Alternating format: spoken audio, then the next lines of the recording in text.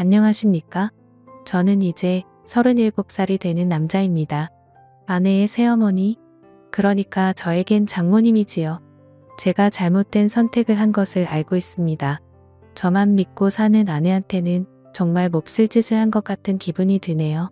제가 어렸을 적 온 가족이 캐나다로 이민을 가게 되었습니다. 집안 사정 때문에 가게 된 것이니 자랑할 만한 일은 아니겠네요. 아무튼 교민이 많이 없는 곳이다 보니 지역까지 상세히 이야기하면 제가 누구인지 알만한 분들도 있을 것 같아서 혹시 몰라 지역은 비밀로 하겠습니다. 캐나다 북쪽 어디쯤이고 교민 수는 그렇게 많지 않으며 눈이 아주 많이 오는 곳입니다. 개인적인 상황이라 딱히 말씀드릴 필요까지 있는가 싶지만 이민 후 생활은 딱히 좋을 건 없었습니다. 아무래도 한국에서 고생을 한 게 있었기 때문일까 어머니는 이민 생활 시작 후 다른 사람을 만나 눈이 맞아서 야반도주를 했습니다. 아직까지 연락 한 통 되지 않고요. 아버지 또한 이렇게 살아서 뭐 하겠냐며 이민 생활에 적응을 못하시고 저를 두고 혼자서 다시 한국으로 들어가 버렸고요. 제 나이 24살에 가족들에게 버림받고 혼자서 살아가게 되었습니다. 말씀드렸다시피 교민들이 많은 지역이었지만 그때는 한국 사람이 참 싫었습니다. 저를 이용만리 타국 땅에 오게 만든 사람들 와서도 저를 버리거나 저를 배신한 사람들 뿐이었으니 그럴만도 했죠. 그래서 최대한 한 명의 한국 사람들이라도 피해가며 살기 위해서 자금이 생길 때마다 조금씩 교민들이 사는 지역에서 멀어지기 시작했습니다. 그러다 보니 어느 깊숙하고 한적한 시골 동네까지 다다르게 되었네요. 2년 전에 직장에서 한 여자를 알게 되었습니다. 그녀는 제가 저 스스로를 고립시키게 만든 한국 사람이었습니다. 제가 싫다고 느꼈던 감정은 10년이 가까운 세월이 지나고 나니 변해 있었습니다. 아니 외로움과 그리움을 많이 느꼈던 걸까요? 당시 저보다 7살이나 어린 그녀였지만 그렇게 정서도 공유하고 말도 자연스럽게 통하는 사람을 만나게 되니 서로가 자연스럽게 서로에게 끌리기 시작했습니다. 그렇게 그녀와 가까워지게 되었어요. 연애를 시작한 지 얼마 되지 않고부터는 그녀와 제가 한 집에서 동거를 시작하게 되었고 결혼을 약속하게 되는 사이까지 발전하게 됩니다. 식을 올리지 않아서 그렇다 뿐이지 이미 그녀와 제가 한 집 살림을 하면서 저희는 부부와 다름이 없었습니다. 언젠가부터 주변 사람들에게 그녀를 동거인이 아닌 저의 아내라고 소개를 하고 있었지요. 어느 날 퇴근을 하고 집에 들어오니 저보다 먼저 퇴근을 했던 아내가 누군가와 영상통화를 하고 있었습니다. 입고 있던 외투를 벗으며 슬쩍 아내의 핸드폰을 바라봤는데 핸드폰 안에서 아내와 대화를 나누고 있던 사람이 엄청난 미인이었습니다. 나이는 저와 살짝 비슷하거나 많아 보이기는 했지만 작은 전화기 화면 너머로 보이는 미모는 솔직히 말했을 때도 제 아내보다 훨씬 화려하고 아름다워 보였습니다. 누구보다 눈이 많이 오는 캐나다에 어울리는 창백하다 생각이 들 만큼 투명한 피부 그리고 그 피부를 더 새하얗게 보이게 만드는 어깨 뒤로 늘어뜨린 긴 검정색 생머리. 저도 모르게 시선을 떨쳐낼 수가 없더라고요. 그렇게 통화하는 아내 곁을 떠나지 못하고 있는데 아내가 아빠는 잘 지내 하면서 아버지의 안부를 묻고 있으니 그녀의 사촌언니 정도로 생각을 했습니다. 왜냐하면 제 아내한테 형제가 없는 건 제가 이미 알고 있었거든요. 그런데 그 말을 들으니 제가 아내에 대해서 모든 걸 알고 있다고 생각했는데 그녀의 가족 구성원조차 모르다니 내가 아는 게 아무것도 모르는구나 하는 생각이 들었습니다. 이윽고 통화를 마친 아내가 저에게 다가왔어요. 아내에 대해서 좀 더 잘 알아가야겠다 반성하던 차였으니 아내에게 방금 통화한 사람이 누구냐고 물어봤습니다. 그때까지도 저는 전화기 속 그녀의 미모에 반해 있긴 했지만 핵심을 갖거나 할 생각은 없었고 순수하게 아내를 알아가기 위해서 물어본 것이었거든요. 그런데 아내의 대답에 저는 더 이상 핵심을 가질 수도 없는 사람이란 거 알게 되었습니다. 저에게 놀라지 말라고 하면서 방금 자기랑 통화한 사람은 다른 사람이 아니고 자기 엄마라고 하더라고요. 말도 안 되는 소리 하지 말고 똑바로 말하라고 정색을 했습니다. 누가 봐도 젊은 사람이었고 아무리 많이 쳐도 내 또래밖에 안 되는 사람이 어떻게 당신 엄마냐고 한마디 했어요.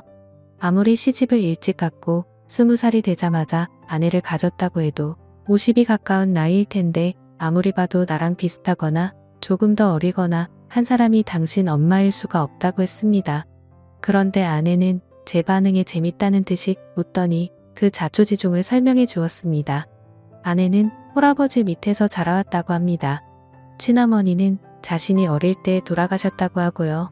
아내가 대학교 입학을 준비하기 위해 봤던 과외가 있었는데 지금 엄마는 그때 자기를 가르쳐 주던 과외 선생님이랍니다. 언젠가부터 두 사람이 부쩍 가까워지더니 자기가 대학교에 합격하고 나서는 아버지가 과외 선생님이었던 지금의 엄마와 재혼을 하기로 했다 통보했다더군요. 또래의 새어머니를 맞으면 기분이 어떨까 했는데 아내도 아버지가 혼자서 오랫동안 외로워하는 걸 봐왔고 새어머니인 그녀조차도 같이 동고동락하며 대학교 입시를 준비하는 걸 도와줬던 사람이었으니 그렇게 거부감이 들지 않았다고 하더라고요. 오히려 아버지의 재혼을 환영해줬다고 합니다. 그리고 새어머니인 그녀도 아내를 사랑으로 감싸주었고 친구이자 언니이자 엄마로 재혼 후에도 아내에게 지극정성이었다고 말해주더군요. 아내도 저희 말에 우리가 같이 한 지가 벌써 몇 년인데 이런 개인사도 말을 안 했다니 세상 미안하다며 다시 전화기를 들어 자기의 새엄마를 저에게 소개시켜 주었습니다. 작은 핸드폰 너머로 보이는 그녀의 모습은 아까 봤던 대로 정말 아름다웠습니다. 이번에는 먼발치가 아니라 코앞에서 보고 있는데 요즘 핸드폰 화질이 좋다 보니 코 위에 있는 점까지 또렷하게 보이더군요. 그녀가 눈웃음을 치는데 저도 모르게 속에서 뭔가 불타오르는 게 느껴졌습니다. 그녀를 장모님이라고 부르려는데 입이 잘 떨어지지가 않았습니다. 인정하기 싫다기보다도 저와 비슷한 나이대의 여자에게 그런 호칭을 써도 되는가 싶은 생각이 더 컸어요. 아내는 저녁 준비를 하고 있을 테니 자기 엄마하고 통화 좀 하고 있으라고 하고는 주방으로 향했습니다. 어색해져서 전화를 끊어야 하나 말아야 하나 하고 있는데 전화기 너머 장모님도 알 수 없는 미소를 지으며 저를 바라보고만 있었습니다.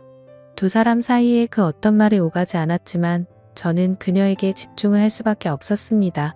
그녀의 앙담은 입술과 지을 듯 말 듯 티도 안 나게 미소 짓고 있는 모습과 그 눈빛에 저도 모르게 그녀에게 거역을 할 수 없겠다는 생각을 했기 때문입니다.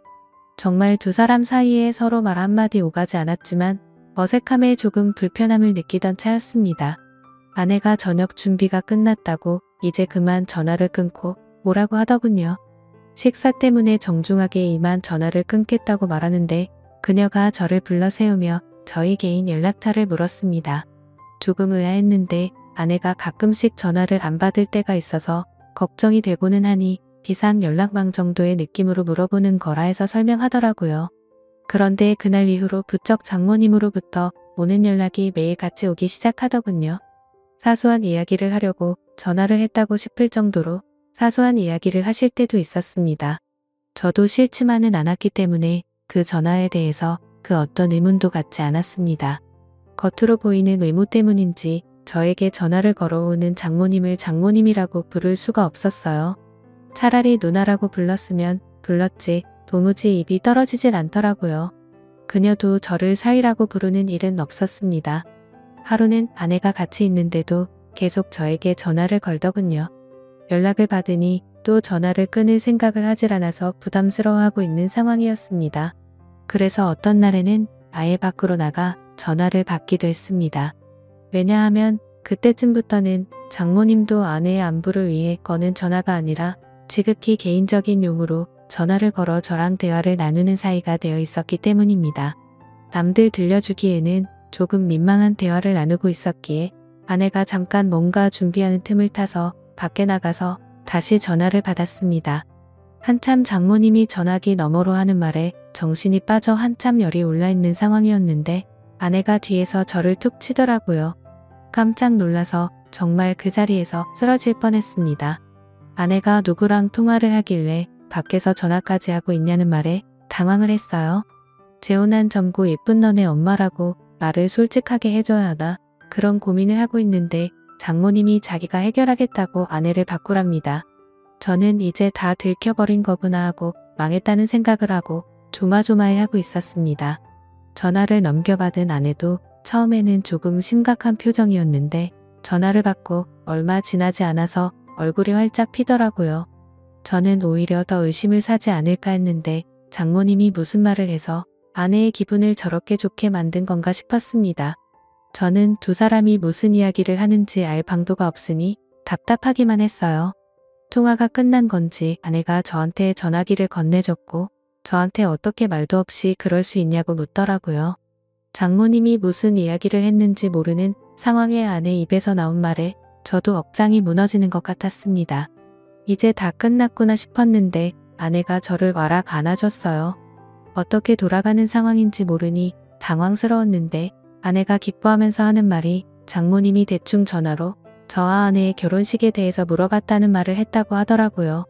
그리고 일단 캐나다에서 작게 결혼식을 올리는 게 어떻겠냐며 장인어른과 장모님이 캐나다에 방문을 하겠다고 했어요. 아내는 들떠서는 기뻐하며 저보고 속이 깊은 사람이라고 했습니다. 제가 아내가 친엄마처럼 여기던 사람과 전화로 뭘 했는지도 모르고 그렇게 기뻐하는 모습을 보니 미안해까지 했어요. 아내는 캐나다에 살면서 젊은 시절의 웨딩드레스 입는 건 포기하고 있었는데 정말 고맙다며 엄청 감동한 눈치였습니다. 왜냐하면 제가 군입대 때문에 다시 한국으로 들어가기 조금 어려운 상황이라 한국에 들어갈 방법이 따로 없어서 가지고요. 아무튼 그렇게 갑작스럽게 결혼식을 준비하게 되었고 몇 달 지나지 않아서 장모님과 장인어른이 비행기를 타고 이 지역으로 도착하게 되었습니다. 아내는 오랜만에 가족들을 만난다는 생각에 기분이 한층 업되었고요. 저는 하지만 속으로 오만 가지 생각이 들었습니다. 장모님이 또 어떤 돌발 행동을 해올지 몰랐으니까요. 공항에서 실물로 처음 만난 장모님은 손바닥만한 전화기 화면 속에서 보던 것보다 훨씬 아름다웠습니다. 키도 크고 화장이 진하긴 하지만 그만큼 더 새하얀 피부가 강조되었어요. 제가 좋아했던 검은색 머리는 파마를 해서 두꺼운 웨이브를 지게 만들었더라고요. 하지만 도무지 10시간이 넘는 장거리 비행을 하고 도착한 사람이라고는 생각이 들지 않을 정도로 장모님은 아름다웠습니다. 아내가 아무리 장모님을 언니이자 엄마로 생각한다고 한들 친아버지인 장인어른 만큼은 아니었나 봐요. 공항에서부터 계속 아내는 아버지 옆에 달라붙어 떨어질 생각을 하지 않았습니다.